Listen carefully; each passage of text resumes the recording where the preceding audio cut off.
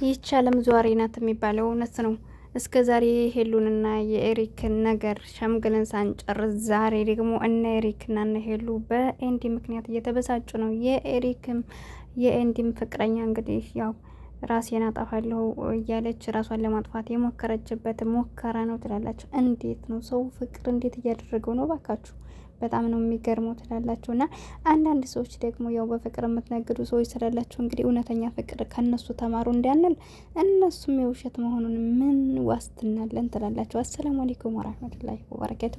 ውድና የተከበራችሁ የቻናል ቤተሰቦች እንዴት ናችሁ? ልኝ ደህና ናችሁ ወይ? በያላችሁ በሰላማችሁ ይብዛልኝ። ውድ የሀገሬ ልጆች ከጎን የሆናችሁ ለምታበረታቱኝ ከልብ አመሰግናለሁ። ሁሌም ከመጥፎ ነገር አላህ ይጠብቃችሁ፣ በያላችሁበት አላህ ይጠብቅልኝ። በተጨነቃችሁበት ባዘናችሁበት ነገር ላይ በምን ሁኔታ ውስጥ ሆናችሁ እንደምታሳልፉ አላቅም። በህይወታችን ብዙ ጠባሳዎች ይኖራሉ። እንዲሁም ደግሞ ለራሳችንና ለአላህ እንጂ ለሰው የማንነግራቸው ብዙ ችግሮች፣ ብዙ ነገሮች የደረሱብን ሊኖሩ ይችላሉ። ግን ሁልጊዜም እነዛን ነገሮች አላህ ይፈርጃችሁ።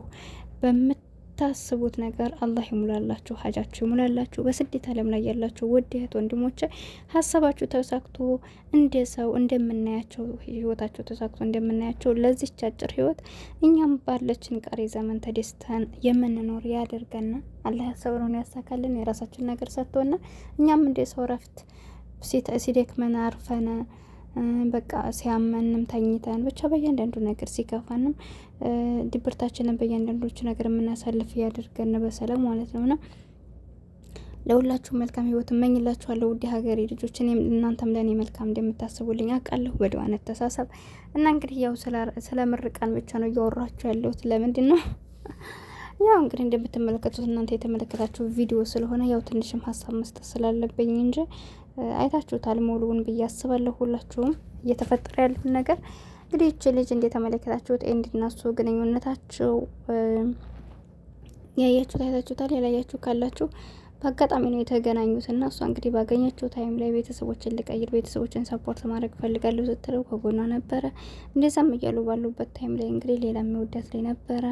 እሱም ደግሞ ያው በግድ ካላገባች እያለ ሲያስቸግራት ከሱ ጋር ሰጥ አገባ ገብቶ ኤንዲ እስር ቤት እስከ መታሰር የደረሰበት ደረጃ ነው። ከዛም እንግዲህ ከወራቶች በኋላ ተፈቶ መጥቷል። ልጅቷም ወደ ክፍለ ሀገር ተመልሳ ነበር። ክፍለ ሀገርም ደግሞ ቤተሰቦቿ አግቢ ያሏትን እነሱ የመረጡላትን ባል አላገባም ብላ ዛሬ ላይ ደግሞ ኤንዲን አፈላልጋ ያላንተ ህይወት ባዶ ነው እያለች መታለች ማለት ነው።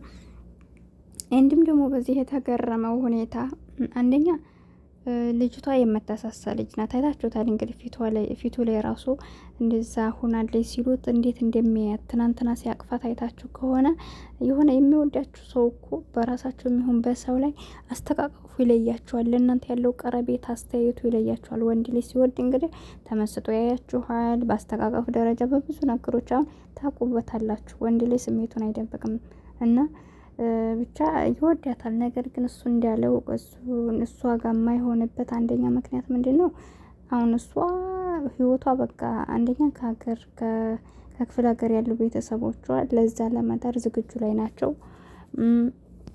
ባልተብየውም እየጠበቃት ነው።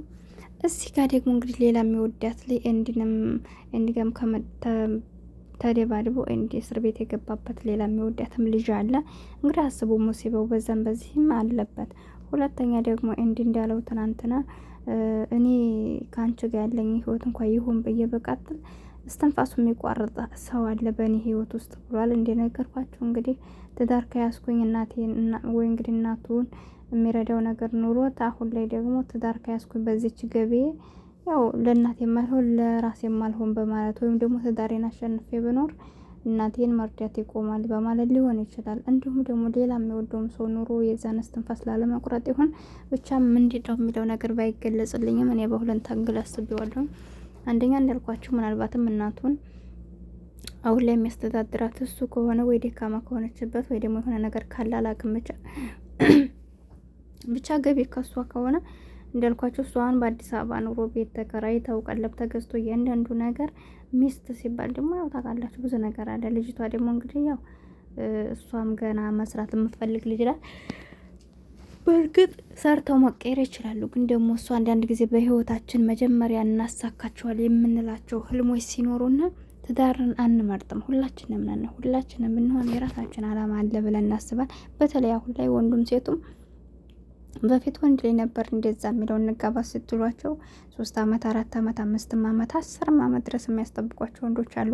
ቅድሚያ እነዚህ ነገሮች ማስተካከል አለብኝ፣ ቤት መስራት አለብኝ፣ ቤተሰብ መርዳት አለብኝ፣ ተምሬ ትምህርቴን መጨረስ አለብኝ፣ ስራ መያዝ አለብኝ፣ አንዳንድ ነገሮች ማቋቋም አለብኝ። በቃ እነዚህ ነገሮች ሲደረድሩ እንደማይፈልጓችሁ ይመስላችኋል። ግን እነሱ ያንን ነገር አስተካክለው እናንተን ለማግባት የሚጥሩ አይነት ሰዎች ማለት ነው።